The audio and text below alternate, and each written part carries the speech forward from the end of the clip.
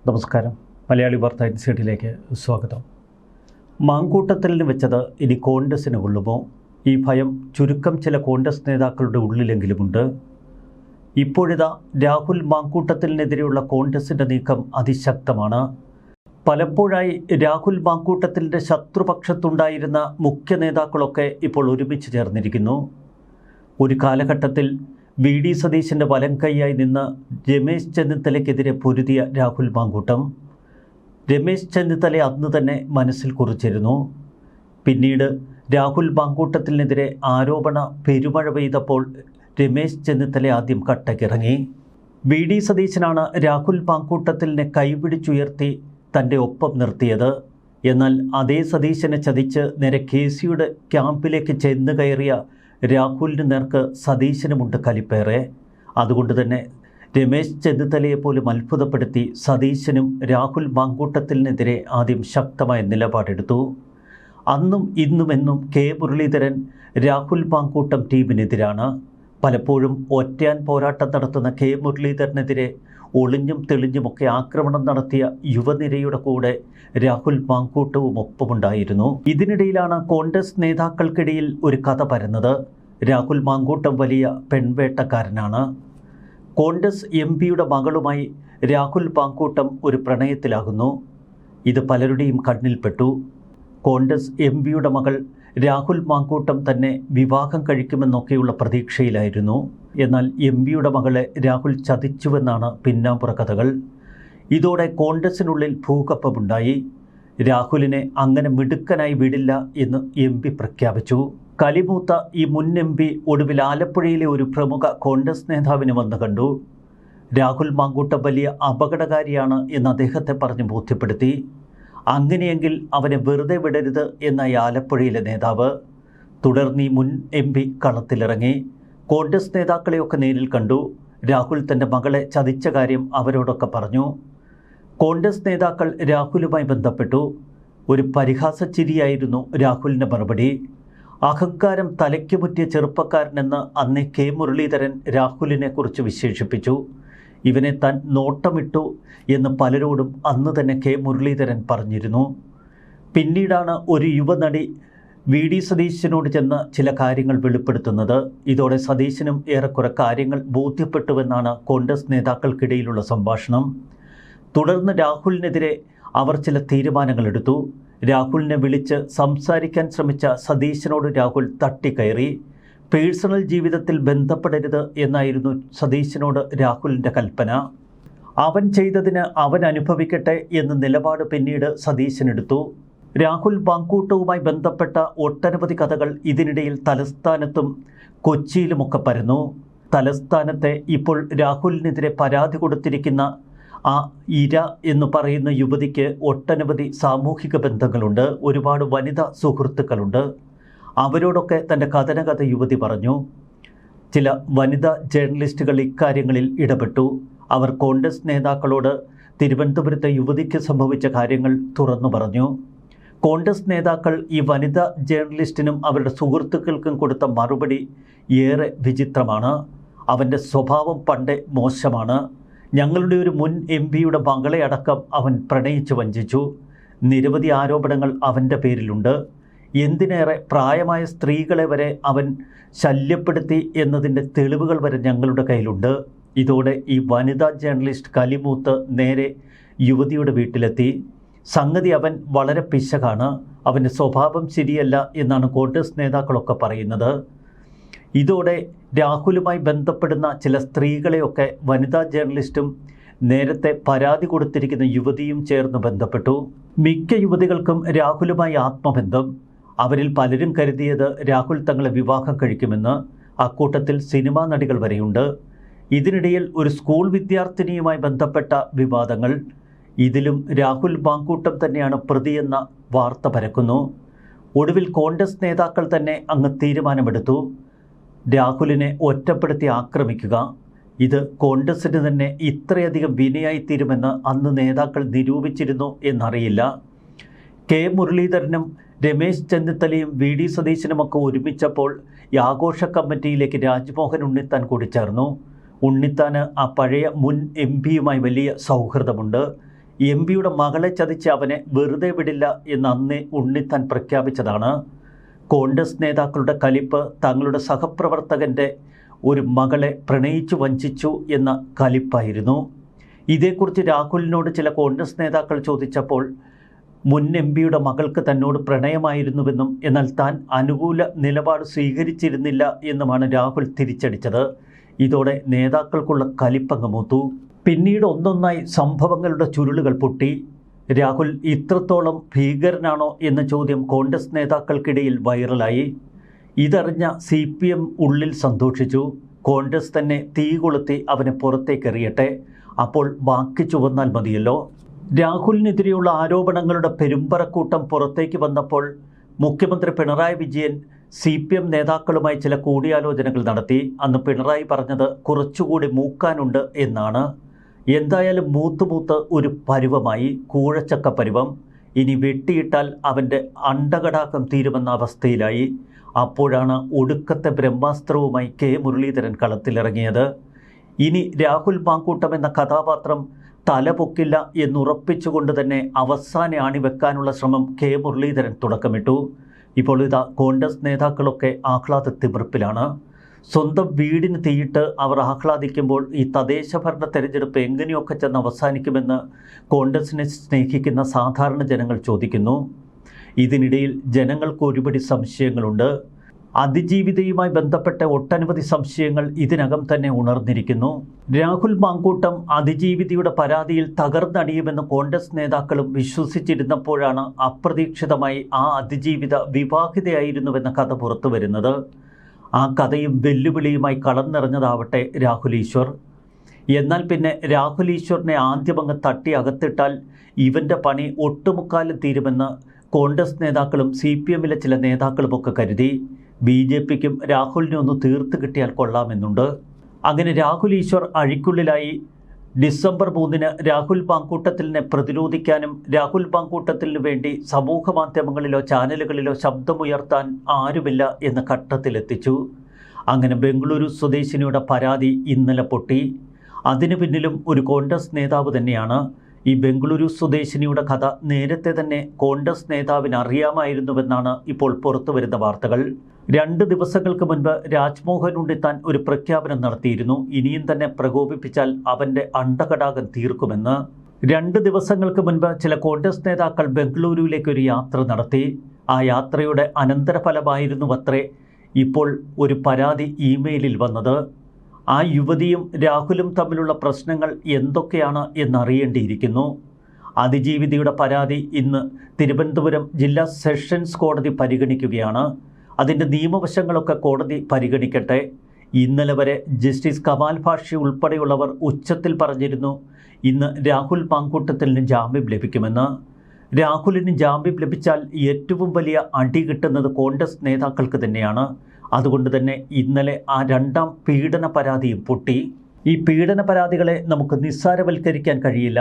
കാരണം രാഹുൽ ഓടി നടന്ന് പീഡിപ്പിച്ചു എന്ന പൊതുപ്രതീതിയാണ് ഇപ്പോൾ സൃഷ്ടിക്കപ്പെട്ടിരിക്കുന്നത്. ഇതിൽ എത്രത്തോളം സത്യമുണ്ട്, വാസ്തവമുണ്ട് എന്ന് കൃത്യമായി അന്വേഷിച്ച് കണ്ടെത്തണം. രാഹുൽ തെറ്റുകാരനാണെങ്കിൽ ഇനി കേരള രാഷ്ട്രീയ രംഗത്ത് രാഹുലിനെ അടുപ്പിക്കാൻ പാടില്ല. രാഹുൽ ചെയ്ത തെറ്റിന് നിയമം അനുശാസിക്കുന്ന ശിക്ഷ അയാൾക്ക് വാങ്ങിക്കൊടുക്കുകയും ചെയ്യണം. എന്നാൽ അതിലപ്പുറം ചില ഗൂഢാലോചനയുടെ തലങ്ങളുണ്ടോ എന്ന് സാധാരണ ജനങ്ങൾ സംശയിച്ചാൽ അവരെ അതിന് കുറ്റം പറയാൻ കഴിയില്ല. കാരണം എല്ലാറ്റിനും പിന്നിലുള്ള ഒരു ടൈമിംഗ് തന്നെ.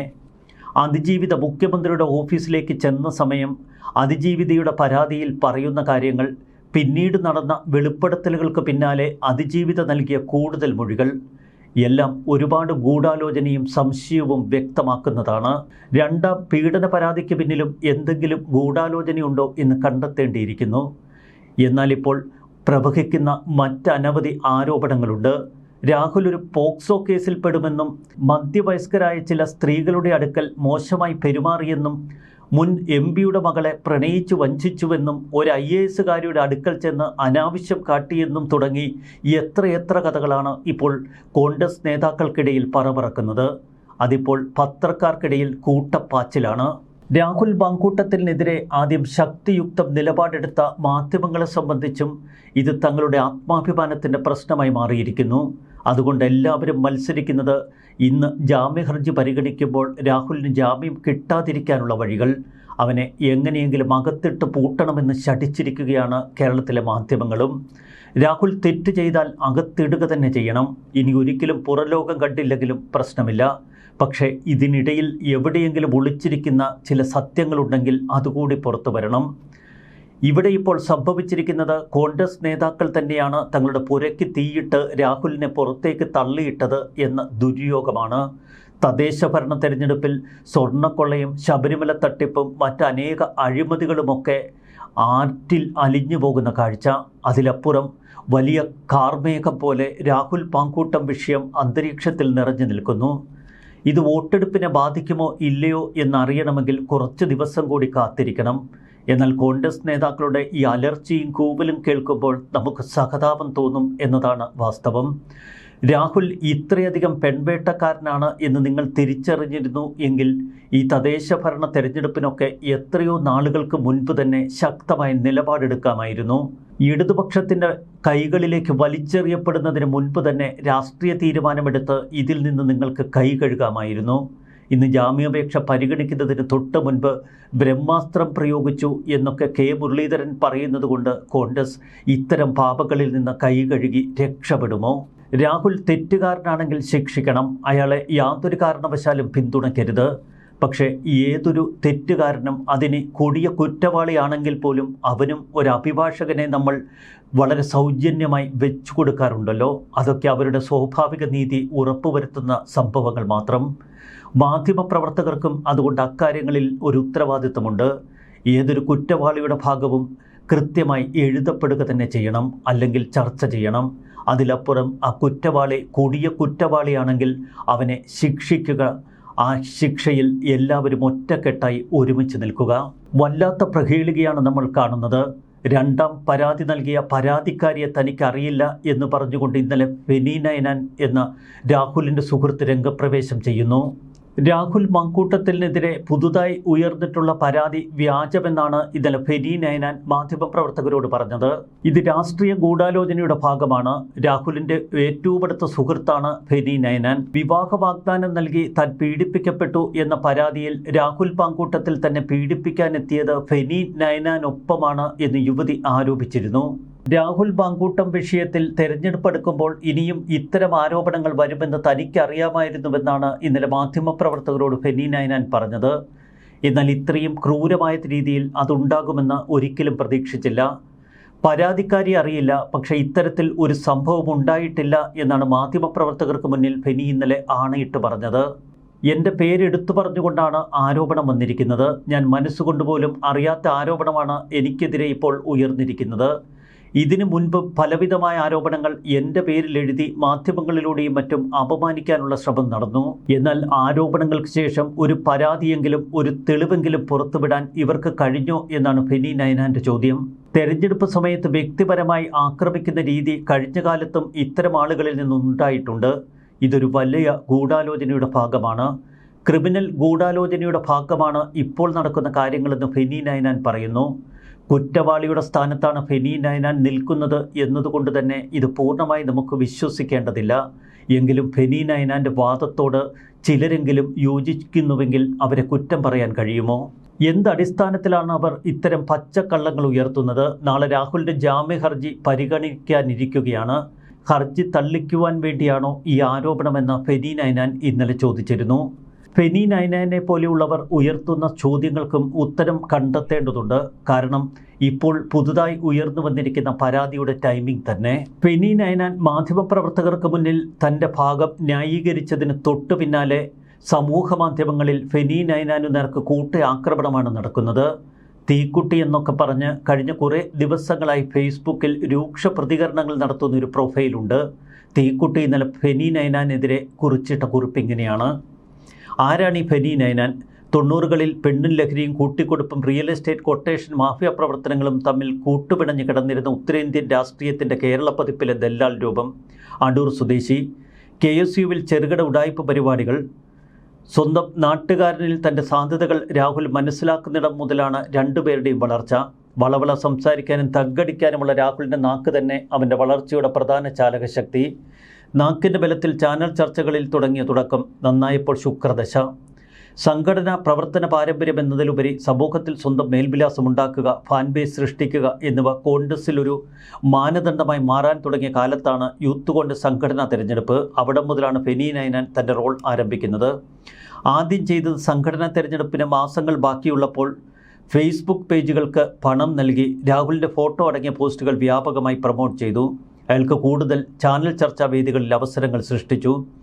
ഡസൻ കണക്കിന് ഫേസ്ബുക്ക് പേജുകളിൽ ഒരേ തലവാചകങ്ങളുമായി രാഹുലിൻ്റെ ഫോട്ടോ പരസ്യമല്ല എന്ന് പെട്ടെന്ന് തോന്നാത്ത വിധം പ്രത്യക്ഷപ്പെട്ടു. ഇത് മാസങ്ങൾ. ആയിരക്കണക്കിന് റീൽസുകൾ ഇൻസ്റ്റയിലും. ഇങ്ങനെയൊരു ബേസ് ഉണ്ടാക്കിയെടുത്ത് സംഘടനാ തെരഞ്ഞെടുപ്പിന് വേണ്ടി കാത്തിരുന്നു. തുടർന്ന് യൂത്ത് കോൺഗ്രസ് അധ്യക്ഷ സ്ഥാനം പിടിക്കാൻ വേണ്ടി ആയിരക്കണക്കിന് വ്യാജ ID കാർഡുകൾ. ഇതൊക്കെ രാഹുൽ മാങ്കൂട്ടത്തിന് വേണ്ടി സൃഷ്ടിച്ചുകൊണ്ട് ഫെനി തൻ്റെ വൈദഗ്ധ്യം തെളിയിച്ചു. ഏതൊരു അന്വേഷണം വന്നാലും രാഹുൽ കുടുങ്ങാത്ത വിധം പഴുതടച്ച കുറ്റകൃത്യങ്ങൾ. പിന്നീട് തെളിവ് സഹിതം പിടിക്കപ്പെട്ടപ്പോഴും പ്രതിയായത് ഫെനി മാത്രം. രാഹുൽ സംശയത്തിൻ്റെ ആനുകൂല്യത്തിൽ കേരള പോലീസിൽ നിന്ന് രക്ഷപ്പെട്ടു. പാലക്കാട് ബൈ ഇലക്ഷൻ പ്രവർത്തനങ്ങൾക്ക് വേണ്ടി നീലപ്പെട്ടിയിലെത്തിയ ഹവാല പണം പെട്ടിയുമായി എത്തിയത് ഇതേ ഫെനി നൈനാൻ. പക്ഷേ ഇവിടെയും കാഞ്ഞ ക്രിമിനൽ ബുദ്ധി. ഫലം പെട്ടിയും തെളിവും മുങ്ങി. രാഹുലിന് പ്രതിക്ക് പകരം ഇരയുടെ പരിവേഷം. പെട്ടി തപ്പിപ്പോയ പോലീസിനെ നോക്കി ഇവിടെയും ഞാൻ നിങ്ങളെ വെട്ടിച്ചു എന്ന തരത്തിൽ രാഹുലിൻ്റെ ചിരി. രാഹുൽ എന്ന വേട്ടക്കാരന് വേണ്ടി റിസോർട്ടുകളിലും ഹോട്ടൽ മുറികളിലും മറ്റ് താമസ സ്ഥലങ്ങളിലും പെൺകുട്ടികളെ ട്രാപ്പിൽപ്പെടുത്തി കൂട്ടിക്കൊടുത്തതും കൂടെ പോയതും ഇതേ ഫെനി. രാഹുലിനെതിരെ രണ്ടാമത് പരാതി നൽകിയ മറ്റൊരു പെൺകുട്ടിയുടെ മൊഴിയിലും ഫെനിയാണ് തന്ത്രപൂർവ്വം കൂടെ ഉണ്ടായിരുന്നത് എന്ന് കാണാം. അടങ്ങാത്ത ലൈംഗിക വൈകൃതമുള്ള രാഹുലിന് വേണ്ടി പ്രണയക്കുരുക്കിൽപ്പെട്ടവർ, കൂടാതെ ലൈംഗിക തൊഴിലാളികൾ, ട്രാൻസ്ജെൻഡേഴ്സ് തുടങ്ങിയവരെ ഒരില പോലും അറിയാത്ത വിധം അഡ്ജസ്റ്റ് ചെയ്യാൻ ഫെനി എപ്പോഴും കൂടെ. കൂട്ടിക്കൊടുപ്പിനും വിശ്വസ്തതയ്ക്കും ഫെനിക്കും കിട്ടി ധാരാളം. സംഘടന സംസ്ഥാന കൺവീനർ, തെരഞ്ഞെടുപ്പ് ചുമതലകൾ വരെ വളരെ എളുപ്പത്തിൽ തേടിയെത്തി. ഒരു കാര്യം ഇതിൽ പ്രധാനപ്പെട്ടതാണ്. മലബാറിൽ ഏറെ സ്വീകാര്യതയുള്ള ഷാഫി പറമ്പിലിനെ കണ്ടുമുട്ടുന്നതോടെ അയാളും കൂടി അറിഞ്ഞോ അറിയാതെ ഈ മാഫിയയിൽ ചേരുന്നു. ഷാഫിയുടെ കയ്യിലുള്ള മൈനോറിറ്റി വോട്ട് ബാങ്കും സൈബർ പടയുമാണ് ഇന്നലെ വീഴും വരെ ക്രിമിനൽ സംഘത്തെ ഇവിടെ നിലനിർത്തിയത്. പാലക്കാട് ബൈ ഇലക്ഷൻ ഡിക്ലെയർ ചെയ്യുമ്പോഴേക്കും സ്ഥാനാർത്ഥിത്വത്തിനായി വീണ്ടും സമൂഹ മാധ്യമങ്ങളിൽ ബിഗ് ബോസ് പരിപാടി അനുസ്മരിക്കും വിധം PR പണി. പീഡനക്കേസിൽ പെട്ടപ്പോഴും സ്ത്രീകളെ അടക്കം ഉപയോഗിച്ചുകൊണ്ട് ലക്ഷങ്ങൾ ചെലവിട്ടുകൊണ്ട് ഫേസ്ബുക്ക്, യൂട്യൂബ് മാധ്യമങ്ങളിൽ പ്രൊമോഷൻ പോസ്റ്റുകൾ, വീഡിയോകൾ സിനിമാ നടിമാരെ അടക്കം ഇക്കാര്യങ്ങൾക്ക് വേണ്ടി ഉപയോഗിക്കുന്നു. കേരളത്തിൽ നിലനിന്നിരുന്ന എല്ലാ യുവ കോൺഗ്രസ് നേതാക്കളെയും വെട്ടിനിർത്തി വെറും 5 വർഷം കൊണ്ട് കേരളത്തിൻ്റെ രാഷ്ട്രീയ വരാന്തയിൽ എന്തിനും പോകുന്ന ഒരു അധോലോക സംഘത്തെ കൊണ്ട് നിർത്തിയതിൽ കോൺഗ്രസിന് സംഭവിച്ച വീഴ്ച വലുതാണ്. പ്രതിപക്ഷ നേതാവിനെ പോലും ചവിട്ടി അരച്ചുകൊണ്ട് കോൺഗ്രസിനെ അട്ടിമറിച്ചതിൽ പ്രധാന പങ്ക് ഷാഫിക്ക് തന്നെ. സോഷ്യൽ മീഡിയയിൽ ഉപയോഗിച്ചുകൊണ്ട് നിങ്ങൾക്ക് ഏതൊരു കുറ്റവാളിയെയും കള്ളനെയും ഇതുപോലെ വെളുപ്പിച്ചെടുത്ത ബിൽഡപ്പ് ചരിത്രത്തിലെ ഏറ്റവും മികച്ച സ്റ്റഡി മെറ്റീരിയലാണ് ഇവരുടെ ചരിത്രം. രാഹുൽ മാങ്കൂട്ടത്തിനെതിരെയുള്ള ഇത്തരം കഥകൾ അതിപ്പോൾ സമൂഹ മാധ്യമങ്ങളിൽ വൈറലാണ്. ഇതിൻ്റെ ഒന്നും സത്യാവസ്ഥ തിരിഞ്ഞു പോവേണ്ടതില്ല. എന്തായാലും ഒരു കാര്യം ഉറപ്പാണ്, സത്യത്തിനും അസത്യത്തിനുമിടയിൽ ഒരുപാട് ശരികളുണ്ടാവാം, ഒരുപാട് തെറ്റുകളും. അതുകൊണ്ട് തന്നെ കേൾക്കുന്നതൊന്നും പൂർണ്ണമായി നമ്മൾ വിശ്വസിക്കേണ്ട. എന്നാൽ കേൾക്കാത്ത പലതും സത്യങ്ങളായി നമുക്ക് ഇടയിലുണ്ട് എന്നുകൂടി തിരിച്ചറിയുക. ഏറെ ദുരൂഹമാണ് പരാതിയും കോൺഗ്രസിൻ്റെ നീക്കവും കോൺഗ്രസ് നേതാക്കളുടെ ഇടപെടലും പ്രതികരണങ്ങളുമെല്ലാം. അതിലപ്പുറം രാഹുലിന് തെറ്റ് സംഭവിച്ചു എന്ന് നമുക്ക് പ്രാഥമികമായി വിലയിരുത്താം. ന്യൂസ് ഡെസ്ക് മലയാളി വാർത്ത ഇൻസൈഡ്.